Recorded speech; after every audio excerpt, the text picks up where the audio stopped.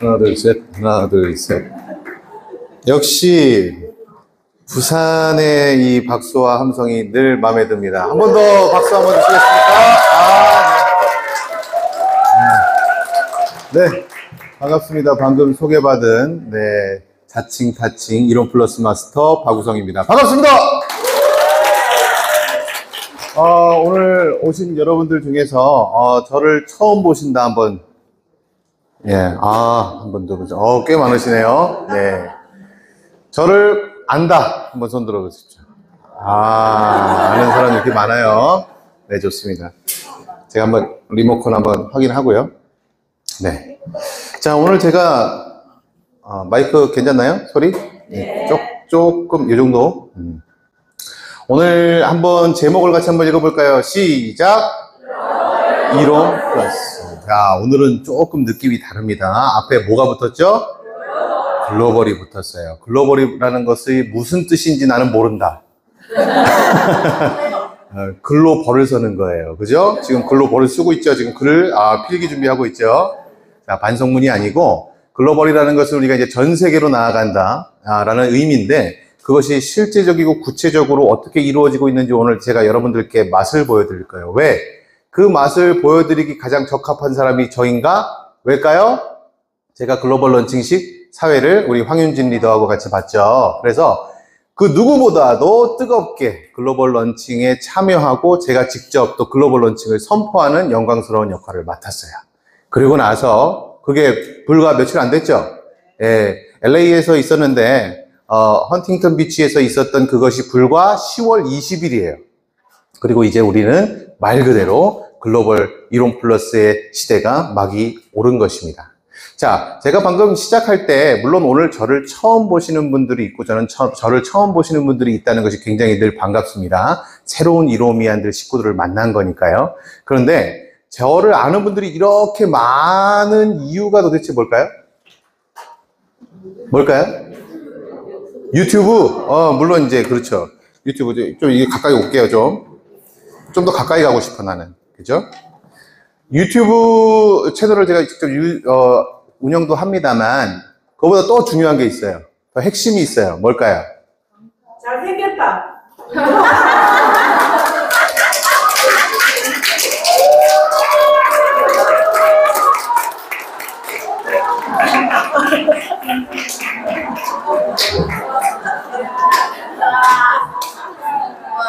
됐어. 오늘 강의는 성공적이야. 이렇게 상대가 무슨 말을 듣고 싶은지 아시는 분이 뭘 하든 사람도 키울 수 있고, 그죠? 줄 수밖에 없는 상황을 만들어 주시잖아요. 자, 그런데 잘생겨서도 물론 약간 있겠지만 더 핵심적인 게 있어요. 뭘까요? 여기서 지금 이론 방문 판매 때부터 해서 오랫동안 일하시는 사장님들이 분명히 계시죠. 보통 우리가 이로미안들 앞에서는 웬만하면은 이 번데기 앞에서 주름을 잡을 수가 없습니다. 10년 했다 그러는 거는 택도 아이고 애기네 이래요. 15년, 20년, 25년 막 이렇게 하신 분들이 있어요. 후원 방판까지 포함해서 말씀을 드리는 거예요. 네트워크 마케팅으로 전환하고 나서는 그렇게 오래되지 않았어요. 그죠? 우리가 네트워크 마케팅에서 25년 됐다 그러면 와, 이거는 고인물들 고인들 고였어 이제. 가입할 사람 다 가입했어. 근데 우리는 그건 아니고 언제부터 시작했는지 아세요? 2018년 우리가 6월부터라고 하지만 런칭식은 조금씩 날짜는 다르니까 수도하고 영남하고, 근데 정확하게 법인으로 등록이 된 건 4월 4일이에요 근데 2018년부터 해서 지금까지 얼마나 됐죠? 그러면 만 5년 하고도 4개월 정도가 됐고, 이제 저도 6년 차입니다. 그 말은 뭐예요? 저는 2018년 런칭을 국내에서 이론 플러스가 런칭된 이후로 지금까지 하루도 쉬지 않고, 물론 중간에 쉬었죠. 가족들하고도 쉬지만, 하루도 내가 이론 플러스 일을 하는 내 정체성을 놓지 않고 꾸준히 일을 해왔단 말이에요. 꾸준히. 자, 네트워크 마케팅을 할 때는 사실은요, 어디서 화울링이 나는 거죠? 제가 일로 이동해서 오는 거야? 아니죠? 요거 상관없는데? 자, 제가 저기 조절해서 할게요. 네트워크 마케팅을 할 때는 여러분들이 제 목소리가 너무 좋아서 그래요. 하나님 너무 나한테 많은 걸 주셨어. 그래서 이것저것 너무 많이 하게 하셔서 제가 피곤해요. 그죠? 자, 네트워크 마케팅을 할 때는 사실 여러분들이 뭐가 중요해요? 조급함을 가지면 안 돼요. 근데 무조건 조급함을 갖게 만드는 게 문제예요. 보통 기존의 네트워크 마케팅 회사들이 왜 조급하게 만들어요? 빨리 직급을 올라가 저거 따먹어야 되거든. 저거 따먹어야 돼. 지금, 야, 저거 현금으로 몇 천만 원, 뭐 자동차, 막 이런 것들 막 내걸면서 사람들이 현혹시킨단 말이죠. 근데 그렇게 해서 그게 유지가 되면 오케이, 그렇게 할 수 있어요. 근데 그게 유지가 됩니까? 안 되죠. 네트워크 마케팅은 결국에 누구를 키워야 돼요? 응? 나를 키워야 돼? 그렇지, 나를 키워야지. 나 좀 키워줘. 물론 스폰서님 나서 좀 키워주세요 해야 되겠지만 결론적으로는 내 파트너를 내가 키워야 내가 크는 거잖아요. 그죠? 그러면 뭐예요? 사람을 키우는 거죠. 여기서 다 우리 사람 키워봤죠? 저도 사람 키우고 있습니다. 사람이 빨리 크든가요? 더디 크든가요? 아따 이놈의 새끼 말 그렇게 안 그죠? 네? 사람 노릇 좀 하나 했더니 또 아직도 멀었네 철들라면. 그죠? 내 배 아파서 난 자식도 그럴진데 내가 내 파트너를 키워서 하나하나 마음 맞춰 가면서 한다는 것이 사실은 그게 쉽겠어요? 그죠? 그런데 그만큼 시간이 들이고 내가 내 사람을 만들면 이거는 뭐예요? 내가 이 사람을 고용한 게 아니에요. 고용한 게 아니라 동역자예요. 말 그대로 파트너예요. 인생에. 내가 꼭 성공하고 싶은데 나는 내가 평생의 연금 소득을 만들고 싶은데 그건 다른 사람 모르겠고 난 너랑은 꼭 만들고 싶어. 그 마음 진정성 가지고 내가 체험한 제품을 바탕으로 해서 꾸준히 차근차근 그러나 쉬지 않고 그렇게 나아가는 것이 건강한 네트워크 마케팅의 성공 방정식이에요. 여러분 동의하십니까? 네. 그죠? 제가 여러분들 여기 처음 오신 분들 외에는 대부분은 저를 아시는 이유는 제가 쉬지 않고 지치지 않고 꾸준하게 강사로서 또 사업자로서 활동을 해왔기 때문에 여러분들이 저를 아시는 것과 마찬가지인 거예요. 여러분들이 놓지만 않으신다면 성공의 속도가 다르고 순서가 다를지언정 내가 포기하지 않는다. 그러면 누구든지 연금소득을 만들 수 있는 것이 바로 건강한 네트워크 마케팅 회사입니다. 그게 가능하려면 회사가 어떻게 해야 돼요? 회사가 오래 가야 돼요. 그죠? 회사가 오래 가야 돼요. 우리가 그렇게 전적으로 내 지인들, 내 친구들, 내 가족, 친지들 모든 사람에게 이 회사 아니면 이 회사의 화장품을 몇백만 원어치 아니면 진짜 심지어는 막 1000만 원짜리 팩을 막 구해가지고 막 소개를 해서 너도 벌고 나도 벌고 난리 났네. 이제 우리 나축하 이제 막 파티하고 있는데 갑자기 회사가 그냥 갑자기 없어져 버리는 경우가 많이 났잖아요. 그뿐입니까? 회사는 아직 안 망했는데 막 인터넷에 막 덤핑 가격으로 해서 인터넷에 벌써 쫙 뿌려져 버렸어. 나는 내가 이거 굉장히 싼 가격으로 샀다고 분명히 들었는데 왜 인터넷에 내가 산 가격보다 반값에 올라와 있지? 그럼 그때부터 피눈물이 나는 겁니다. 피눈물이. 그래서 네트워크 마케팅은 정말 좋은 도구예요. 정말 좋은 도구인데 어떤 회사를 만나야 돼요? 건강하고 철학이 확실하고 오너의 윤리관이 정말 철저해야 돼요. 이 윤리관이라는 것은 무슨 정치인들 말 들었다 놨다 하는 그 정도의 윤리로는 택도 없는 윤리관이에요. 20년이 됐던 30년이 됐던 35년, 40년, 50년 그 이상을 지속할 수 있는 윤리관이어야 되고 그러기 위해서는 땅이 단단해야 돼요. 저는 오늘 이론플러스가 왜 그런 회사인지에 대해서 그리고 왜 우리는 다른 회사들 다 글로벌 진출한다 그러면 어디부터 가죠? 뭐 중국도 가겠지만 보통 네트워크 마케팅 회사 제일 그래도 쉽게 접근하는 시장은 동남아입니다. 왜 동남아를 갈까요? 한류가 있으니까. 동남아 사람들 뭐 지금 뭐 태국이든 베트남이든 뭐 인도네시아든 이런 나라들은 여전히 그래도 한국 제품 하면 아이돌, 뭐 한국 가수, K-팝 이런 문화들 때문에 K-뷰티, 한국 제품에 대한 동경이 있고 한국 사회에 대한 동경이 있기 때문에 그걸 바탕으로 아주 손쉽게 런칭할 수 있지 않을까 해서 그쪽을 먼저 공략을 한단 말이에요. 우리는 어디부터 갔어요? 어디요? 우리 이제 글로벌이니까 USA라고 하자고요. 자, 오늘 그런 얘기입니다. 자, 제가 그래도 처음 오신 분들을 위해서 이 회사에 대한 소개를 할게요. 저희는 이롬이라고 하는 모기업이 있습니다. 이롬이라는 모기업은 98년도에 설립을 했고 대표이사는 여러분들 잘 아시는 황성주 박사님이세요. 그리고 공장 설립일, 공장이 있다는 얘기예요. 예, 연구소, 병원 다 갖춘 회사입니다. 저희는 심지어는 우리가 유전자를 검사하면 그 유전자 검사의 결과까지 받을 수 있는 연구소까지 갖춰진. 그래서 2022년 기준으로 해서 매출액이 1,000억이 넘는 회사예요. 자, 그리고 이론 플러스는 저기 써있죠? 언제? 2018년 4월 4일. 100% 이롬에서 출자해서 시작한 네트워크 마케팅 회사입니다. 자, 그러면 여기서 한 가지 짚고 가죠. 그러면 이롬하고 이롬 플러스의 결정적으로 다른 건 뭘까요? 예? 크게 자신있게. 예, 네트워크 마케팅 방식이 돼요. 어제 서울에서 물어보니까 플러스가 다르대요. 그거 맞는 얘기예요.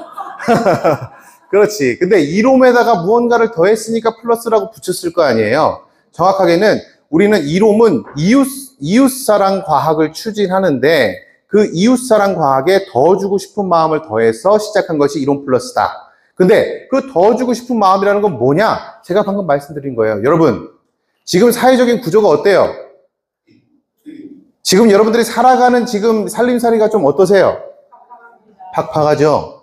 근데 앞으로 더 좋아질까요? 나빠질까요? 죄송합니다만 나빠질 가능성이 더 높습니다. 그 이유는 우리가 거대 자본주의가 점점 더 고도화되면 될수록 사실은 우리나라는 그래도 가장 빠르게 성장하면서 우리 아이 집 팔고 소 팔고 땅 팔아서 공부 가르치면 성공할 수 있는 시대가 있었다고 한다면 지금은 그런 시대가 죄송합니다만 지났습니다. 그래서 요즘 젊은 애들은 무슨 얘기를 타령을 많이 하죠? 무슨 타령? 숟가락 타령. 수저 얘기를 하는 거예요. 금수저로는 안 돼. 다이아몬드 수저가 돼야지 그건 되는 거예요. 그러니까 우리가 보는 모든 드라마는 우린 뭐만 봐? 맨날 재벌 드라마 보잖아요. 재벌이 연애를 하고 재벌 3세가 연애를 하고 재벌 3세한테 시집을 간 여자 얘기를 듣고 재벌끼리 형제들끼리 싸우는 얘기 듣고 자기들하고 아무 상관없는데 그 얘기 들으면서 어떡해 재벌 걱정하고 있어. 그죠? 근데 왜 드라마 작가들이 계속 재벌 얘기를 할까요? 사람들이 그냥 재벌만 보고 사는 거예요. 너무 부럽다. 나도 저렇게 다시 태어나면 재벌가 자식으로 태어났으면 좋겠다. 다시 안 태어나요. 물론 돌아가셔야지 않은 것이지만 그 말은 뭐냐면 그만큼 우리 구조가 사회가 이제 점점 굳어지고 있다는 거예요. 태어난 그 사람의 부모의 재산으로 결정되는 것도 아니에요. 누구 재산으로 결정돼? 할아버지 재산으로 결정돼. 부자는 벌써 3대, 4대째 부자여야 부자인 거예요. 네. 근데 이런 구조가 앞으로 더 심해진다. 거대 자본으로 더 심해진다. 근데 한국 재벌들은 그러면 마음 편하냐? 그렇지 않아요. 글로벌 재벌들이 막 잠식을 해온단 말이에요. 아마존부터 해서. 중국에서는 요즘에 알리익스프레스 선전 많이 하죠? 잘 모르세요? 알리라고 해서 그러니까 인터넷으로 직접 주문하면 중국에서 직접 물건이 날라와요. 굉장히 저렴하게. 네. 그래서 그거 물건 주문해서 여기서 소매로 파는 사람들도 많아요. 그만큼 어마어마한 자본이 자본을 먹고 자본이 자본을 잠식하는 사회로 우리는 나아가고 있다. 근데 이런 구조 속에서 그럼 박사님께서는 왜 2018년에 이론 플러스를 시작했는가? 그게 핵심이에요. 왜 시작했다고 알고 계세요? 황성주 박사님의 애초에 그러면 25년 전에 1997년이니까 25년 전이 아니구나 벌써. 그죠? 26년이 됐네요. 예, 26년 전에 이롬은 왜 시작했다고 알고 계세요? 그렇죠. 예. 황성주 박사님은 당시에 서울대학교에서도 예방의학으로, 그리고 정말 머리는 하얗게 씻었지만 나름 젊은 나이에 의학 박사를 따신 분이에요. 그래서 하얀 머리 때문에 30대 후반, 40대 초반부터 결혼식 주례를 보셨다 그러죠. 근데 그만큼 대한민국에서 의사로서 최고의 스펙을 쌓고 대통령 전용병원에서 대통령의 건강을 관리하시던 분이 왜 이롬을 시작하고 왜 사랑의 클리닉을 시작을 했느냐? 그 이후부터 우리는 이롬 플러스는 연결이 되어 있어요. 어떻게 연결이 되어지냐? 아마누 분들이 병원에 와서 환자분들이 꼭 아마누가 아니더라도 고혈압이든 당뇨든 어떤 지병이 생겨서 고칠 수 없는 어떤 난치병이 돼서 병원에 오면 병원은 어떻게 돼야죠? 처방을 합니다. 수술을 할 수 있으면 수술을 하고, 항암을 할 수 있으면 항암을 하고, 주사를 놓을 수 있으면 주사를 놔요. 그런데 핵심적인 부분에서 그 사람이 병은 누가 키운 거예요? 본인이 키운 거예요. 그 사람의 식습관과 생활습관이 바뀌지 않으면 그 사람은 또다시 와서 병원의 의사와 간호사와 제약회사와 여러 가지로 다 연결되어 있는 이익 집단에 끊임없이 자기의 돈을 갖다 바치는 구조로 이 병원의 생태계가 되어 있다. 죄송합니다. 여기에 혹시 의료계에 종사하시는 분들, 그러나 누구나 다 알고 있는 얘기잖아요. 심지어 EBS 다큐멘터리에서 어떤 다큐멘터리를 방영한 적 있죠? 4글자, 하얀 정글. 정글은 뭐예요? 약하면 잡아먹는 거예요. 병원을 하얀 정글이라고 칭한 게 의사 선생님이 그렇게 칭하시더라고요. 거기 나오신 다큐멘터리에. 그런 구조 속에서 황성주 박사님이 그 스펙을 갖고 얼마든지 자기 편하게 자기의 일신상에서 아무런 모험을 할 이유가 없음에도 불구하고 이것은 내가 신앙인으로서 하나님 앞에서 부끄럽지 않은 일이 될 수가 없다. 이것을 깨어서 사람들에게 새롭게 진짜 건강하고 다시는 병원에 가지 않는 몸을 만들어주는 것이 내가 의사로서의 할 도리고 신앙인으로서의 내 양심을 지키는 일이다 해서 대학 교수직을 내려놓고 시작을 하신 거잖아요. 네. 사실 여러분들 대학 교수직이, 요즘 대학 교수들은 좀 힘드세요? 대학이 좀 운영이 어려워서 대학 교수들도 신입생들 모집하러 영업 다니시더라고요. 근데 박사님 때만 해도 굉장히 좋았어요. 네. 박사님도 저한테 한번 그런 얘기가, 교수만큼 편한 직업이 없어.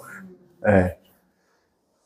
왜냐면 내 연구할 거 연구하고 학생들 가르치면 방학 때는 그냥 풀로 쉬고 안식년도 있고 또 해 다니시면서 해에도 유람도 하고 뭐 이런 것들이 되니까. 더군다나 서울대 의학 박사신데. 근데 그렇게 했던 이유로 진짜 환우를 위해서 더 고통받고 더 힘든 이웃들을 위한 절절한 사랑으로 시작하신 게 이롬이에요.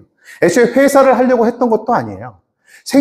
가장 좋은 식사를 아마누 분들한테 마련을 하기 위해서 알아봤더니 마땅한 게 없는 거예요. 그래서 직접 개발을 했고, 그래서 가장 그래서 공장 시설도 원래 기존에 생식이 없진 않았어요. 더 일찍 생식을 만드시는 업체들이 있어요. 가보니까 너무 열악한 거예요. 방앗간 수준이다 이렇게 표현하셨어요. 네. 그래서 이건 아니다. 환우들이 먹어야 되는데 철저하게 관리된 시설로 정말 반도체 기업에서 철저하게 관리하는 그 시스템만큼 갖춰서 우리는 생식을 만들자. 그러니까 황성주 생식은 어떤 인증이 있어요? 해썹 인증이 있는 거예요. 유일하게 어떤 생식업체도 해썹 인증을 받지 못해요. 우리가 요즘 들어서는 해썹 인증이 너무 흔하잖아요. 새우깡에도 해썹 인증이 있던데? 우리 여기 식당에도 해썹 인증 붙었던데? 불로 지지고 볶는 거는 해썹 인증 받기가 나름 수월해요. 그런데 거의 100여 가지 원물을 다루면서 우리는 불을 대는 게 아니잖아요. 철저하게 입고부터 우리 입에 들어가는 마지막 순간까지 철저하게 위해성이, 유해성이 다 제거된 상태에서 안정성, 안전성, 유효성이 입증돼야 해썹 인증을 받는 거예요. 우리는 그런 회사예요. 근데 그 회사를 만드신 분이 왜 이론 플러스를 시작했냐고 주변에서 어이구 황 박사님이 이제 하다못해 다단계를 한대. 그런 오해를 받으면서 왜 할까요? 왜 했을까요? 암 환자를 치료하기 위해서. 암 환자를 치료하기 위해서. 암 환자를 치료하기 돈이 필요하니까. 뭐 나름 좋은 접근입니다. 하지만 정확한 답은 아니에요. 더 중요한 것은 우리의 건강은 이제 신체적 건강만이 아니라는 것에서 우리는 이 의미를 알 수가 있어요. 우리가 건강하다는 것이 우리 당장 병원에 안 간다 그래도 건강하지 않을 수 있거든요. 어떤 부분에서 내가 관계적으로 건강하지 않으면, 사회적 건강이 깨어져 있으면, 홀로 고립되어 있으면, 우리 자식이 아직 30대 88한데 20대 88 청춘, 28 청춘인데 집에 들어가서 방에서 나오질 않아. 건강한 거예요? 아니죠. 고립되어 있는 거죠. 히키코모리라 그러죠. 우리 일본에서. 일본의 아주 외톨이 문화가 고스란히 또 한국에도 넘어왔습니다. 또 근데 이것도 있어요. 내가 재정적으로 완전히 무너져 있으면 건강할까요? 아니에요. 직업적으로 내가 불안정하면 건강하다고 얘기할 수 있을까요? 아니에요. 그래서 박사님이 얘기하신 게 아니라 WHO, 세계보건기구에서 건강을 정의하기를 우리는 신체적, 정서적, 사회적, 그리고 영적, 재정적 건강을 다 포괄해서 전인 건강한 상태를 이루었을 때만이 진정한 건강이라고 얘기한다라고 정의를 하는 거예요. 근데 그런 부분에서 우리 지금까지 박사님 보시기에는 암 환우분들이 가장 먼저 눈에 들어서 그들을 위한 회사를 운영해 왔어요. 착한 기업으로서. 근데 이제는 착한 기업에만 머물면 안 되겠다. 왜? 사회가, 구조가 앞으로 수많은 사람들은 더 어떻게 될 수밖에 없다? 가난해질 수밖에 없는 구조예요. 그래서 정치인들이 무슨 얘기를 해요? 지난 대선에서 어떤 얘기들이 오고 갔죠? 중요한 여러 얘기들이 있었지만 기본소득이라는 얘기가 나왔어요. 스위스에서는 국민들을 그냥 기본소득으로 주고 그걸 실험을 한대더라. 그 얘기가 왜 나왔어요? 왜 나왔죠? 지금 기본소득을 받는 분들은 누가 있죠? 기초생활수급자, 차상위 계층. 근데 국민들 대부분에게 기본소득을 주는 사회로 가겠다는 말은 무엇이냐? 국민들 대부분이 근로소득이 사라지는 사회로 진입할 수밖에 없기 때문에 국가에서 절대적인 빈곤을 받쳐주는 기본소득이 없이는 앞으로 어려워진다라고 하는 계산이 있기 때문에 그런 얘기가 나오는 거예요. 근데 이런 얘기들을 일반 매스컴에서나 정치인들이 하지 않습니다. 왜? 경제는 심리이기 때문에 이런 불안감이 조성되면 사람들이 더 지갑을 닫고 소비가 위축되고 경제가 더 어려워져요. 그러나 이것은 명백한 사실입니다. 제가 지난번 예전에 부산에서도 그렇고 초창기에 2018년부터 끊임없이 강조했던 것은 강의 하나 안 쓰고 뭐 하나 몰라 지금 제가 그냥 지금 진짜 필요한 얘기들을 해드릴게요. 2030년이 되면 모든 직업의 50%가 사라진다고 세계 모든 석학들이 동일하게 얘기를 해요. 토머스 프레이도 마찬가지고요. 크리스찬 해먼드나 우리가 알고 있는 이 경제학을 만들어낸 톰 피터스 같은 사람들이 모두 다 동일하게 2030년을 얘기합니다. 근데 그 2030년에 이야기했던 것은 벌써 코로나 이전이고 코비드-19 시국을 거치면서 그것은 더 빨라지고 있어요. 네. 그렇게 되면 우리 자식은 더 변호사를 시켜야 돼. 의사를 시켜야 돼. 돼요, 안 돼요? 죄송합니다. AI가 고도화되면 될수록 이제 지금 챗 GPT하고 영어로 대화되는 거 아세요? 이제 영어 회화 선생님도 죄송합니다만 이제 큰일 났어요. 내가 말하잖아요. 얘가 영어로 대답해줘요. 그리고 또 말하잖아요. 얘가 영어로 내가 뭘 틀렸는지 얘기해줘요. 실시간으로. 네. 챗 GPT가 고도화되면 고도화될수록 사실은 죄송합니다만 블루 컬러보다 더 빨리 없어질 직업군이 화이트 컬러예요. 화이트 컬러의 80%가 사라진다고 예언해요. 그리고 벌써 2019년에 변호사 법리 경진대회를 했습니다. 근데 거기서 1, 2, 3등을 다 일반인이 했어요. 김앤장이든 태평양이든 우리나라에서 아주 유수의 뛰어난 변호사들이 다 출전했음에도 불구하고 변호사들은 3등 안에 들지도 못했어요. 왜요? 그 일반인들은 AI의 도움을 받았거든요. 그래서 더블 스코어가 났습니다. 그게 현실이에요. 법리적인 부분 또 그럴진데 암 진단에 대해서도 의사보다 훨씬 더 오진율이 낮은 것이 AI입니다. 지금 할리우드에서 계속해서 파업이 있었죠? 뭐 때문에 파업했죠? 작가들과 배우들이 계속 파업하고 있었습니다. 왜요?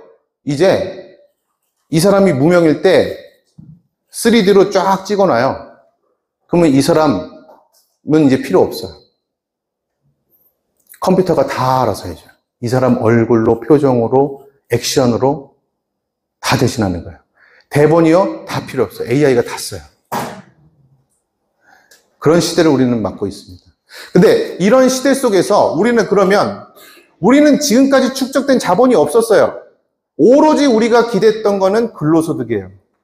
새 아침이 밝았네. 새 아침이 열렸네. 너도 나도. 왜 헷갈린다 갑자기? 자, 뭐예요? 우리는 열심히만 살면 아침에 일찍 일어나서 아침 마을부터 쓸고 해서 내가 땀 흘려 일하면 내 자식은 물론이고 그래도 남부럽지 않게 살 수 있는 사회를 살았단 말이에요. 근데 그 사회가 저물고 있다. 요즘 의사들도 변호사들도 우리 아이 뭘 가르쳐야 될지를 모르겠다는 거예요. 제 와이프가 댄스 강사하거든요. 에어로빅, 힙합 댄스 강사하고 지금은 트레이너도 해요. 그래서 헬스 트레이너도 준비를 하고 있는데 피부과 선생님이 상담을 하더래요. 우리 딸 춤을 가르치고 싶은데. 네. 제가 아무리 생각해봐도 의사는 앞으로 답이 없을 것 같은데 어떻게 하면 아이 춤을 잘 가르칠 수 있냐고. 네. 적어도 앞으로 사람들이 로봇하고 춤추면서 좋아할 것 같진 않다. 사람하고 춤추고 싶어 하지. 사람하고 운동하고 싶어 하지. 그런 시대를 살고 있다. 자, 그 시점에서 우리는 왜 2018년에 이걸 시작했냐? 이제는 자본주의 시스템 안에서 돈이 되는 건 결국엔 뭐예요? 돈 되는 거. 유통이에요, 유통. 소비예요. 왜 기본소득을 얘기하는 줄 아세요? 누군가는 소비를 해줘야 되거든. 제조업이, 거대 자본이 물건을 만들면 이 물건을 소비하는 소비층이 없이는 자본주의 시스템은 굴러가지가 않아요. 그렇기 때문에 여러분들한테 최소의 기본소득을 이야기하는 거예요. 그런데 여러분들 지금 이 자본주의 시스템 안에서 여러분들 땅이 있어요? 내 땅이 있다. 진짜 땅 말고. 방금 땅 어디 나올 거야? 어디 땅이에요? 자본주의 시대, 우리가 조선시대에만 살 때만 하더라도 조선시대에는 무슨 사회였어요? 농자, 천하지, 대본. 네. 농사를 짓는 것이 천하의 가장 근본이요. 죄송해요. 세종에서 와가지고. 그러니까 그 시대에는 지주가 있고 소장농이 있는 거예요. 그죠? 땅이 있는 사람은 부를 축적할 수 있어요. 왜? 모순들이 열심히, 샌내가 열심히 일하고 있구만요. 해가지고 그냥 추수하면, 그래, 너 고생했다고 쌀밥이나 하나 주면, 대감마님 고맙구만요. 먹기만 하면은 그냥, 그래야, 나 하나 되니까 너한테 이런 거 주는 거지. 너는 딴 데 가면 못 먹어. 그러면 됐어요. 지금은 어때요? 여러분들 소장농이에요, 지주예요? 자본주의 시스템 안에서. 지주예요? 죄송합니다만 대부분은 소장농입니다. 월급이 안 나오면 당장 큰일 나는 사람들이에요. 근데 죄송합니다만 그 월급이 말라가고 있다고요. 그 월급이 여러분들이 앞으로 만나게 될 직업은 로봇을 쓰기에는 좀 애매해. 그냥 싸게 사람 쓰는 게 좋겠어 라고 하는 일자리만 남을 겁니다. 그걸 알았기 때문에 사실은 우리가 이론 플러스라는 것이 앞으로 더 확장되고 더 널리 퍼지고 더 멀티플라잉 돼야 되는 이유 중에 핵심적인 이유는 이제 우리의 소비는 우리 영역 안에서 우리가 서로 프로슈머끼리 연대해서 가장 제품들을 소개하는 것 그대로 나에게 수당으로 돌아올 수 있는 프로슈머의 구조를 만들겠다는 거예요. 그 어떤 대기업들도, 그 어떤 큰 회사들도 여러분들한테 포인트로 드릴게요. 캐시백으로 드릴게요. 여기 보세요. 무려 1% 드릴게요. 1%는 지금까지 많이 준 것 같아요. 이제 0.5% 적립해 드릴게요. 그게 현실이라고요. 네트워크 마케팅은 이미 자본주의 시스템에 들어와 있습니다. 하지만 많은 기업들이 자기 기업들 안에서, 자기 유통구조 안에서 여러분들을 소비하게끔 묶어두기 위해서 모든 전력을 다하고 있어요. 근데 그 과정에서, 그 유통의 과정에서, 그 유통이라고 하는 땅에서 나는 진짜 수익은 여러분과 나누지 않아요. 제가 불과 3일 전에 부산에 왔다가 지금 또 왔는데, 제가 처가댁이 부산이라서, 근데 여기 부산에 무수한 돼지국밥집이 많지만, 제가 그때, 3일 전에 와서, 와, 이 집 진짜 맛있다고 찾은 집이 있어요. 어느 집인지는 말씀 안 드릴게요. 그 집이 뭐가 맛있어! 이럴까봐 내가 그래요. 여기 정말 번데기 앞에서 주름 잡는다고 또 여기 다 로컬들 이신데, 그래서 저는 제 입맛에는 너무 잘 맞았어요. 그래서, 와, 진짜 맛있다. 그래서 제가 이 식당을 소개해준 우리 원래 명장동에 살았던 처남댁한테 잘 먹었다고 인사하고 끝냈어요. 그죠? 근데 심지어 그 식당 주인은 제 처남댁이 저를 소개해서 그래서 제가 여기 와서 밥 먹고 있다는 걸 알아요? 몰라요? 모르지. 먹고 가나 보다. 뭐, 그렇죠. 중요한 건 뭐예요? 이미 장사가 잘 되고 식당이 잘 되고 맛집이고 그리고 대기업 입장에서는 내가 삼성이고 내가 LG고 내가 이미 잘 팔아. 근데 뭐하러 이 무수한 대중들하고 나의 수익을 나누냔 말이에요. 내 기업에 투자한 주주들의 이익도 채 반영을 못 해주는데. 그죠?